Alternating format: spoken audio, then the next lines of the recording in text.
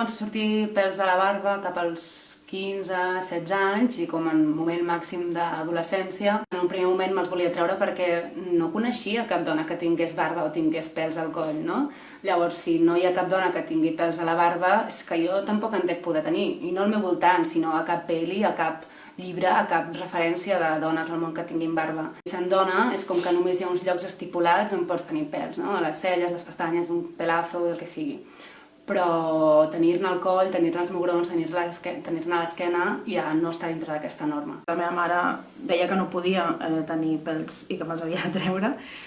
Per mi, jo suposo que era una manera de protegir-me. Recordo un moment en què li vaig dir doncs hem de buscar una solució perquè jo no vull estar tot el temps haver-me de treure perquè és una tortura i ho passo malament. No pots sortir al carrer així, no? O no pots anar a treballar així, o no pots anar a classe.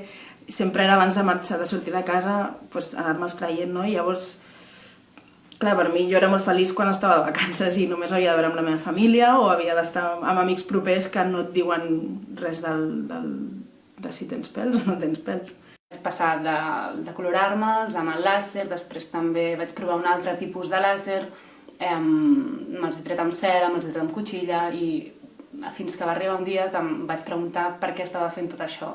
És a dir, si ho feia per mi mateixa perquè em molestaven i em mirava al mirall i realment em sentia lletja o perquè és una cosa que em deien, no? O com em mirava la gent. I realment vaig arribar a la conclusió que no necessitava jo per viure haver-me de treure els pèls de la barba. Quan vaig començar a deixar-me la barba, per mi era difícil sortir al carrer perquè sabia que en algun moment algú em miraria o jo sentiria que m'estaven mirant o jo tenia la sensació de que em jutjaven. No va ser una decisió d'un dia a l'altre, de fet hi ha dies que em miro i és terrible veure'm i dic, joder, Cristina, potser t'estàs passant, però és un moment de dir, vale, qui et diu que no pots tenir aquests pèls? I és com la societat o la gent amb la que estem, que hi ha com aquesta mena de pressió de no en pots tenir, no? El sortir al carrer primer és com fa por, no? I fa por com et miraran, perquè és la teva cara, és la teva presentació a la gent i a la gent nova també.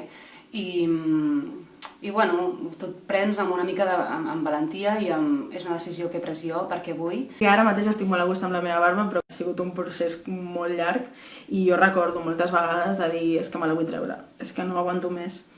I també rebre la pressió de dir ja, que si tu te la treus no hi haurà ningú més que et pugui seguir, que et pugui sentir tan a gust com tu pots arribar a sentir, no? I clar, era com, ostres, ara ja has arribat fins aquí, te n'has de deixar, no pots treure-te-la. No és que ho hagi triat jo, però em surten i l'elecció que faig és deixar-me'ls. Ningú m'ha de dir com haig de vestir, com haig de portar els pèls, com haig de ser, com el que sigui. Tinc barba, és que la tinc i està aquí i no puc fer una altra cosa que acceptar-la. I per mi és una manera d'acceptar també el meu propi cos, no? I de que ningú m'hagi de dir com he de ser, ni què he de fer, ni si puc tenir pèls o no puc, perquè hi són, hi estan, i llavors no, o sigui, sóc jo, és que forma part de mi i forma part de la meva personalitat.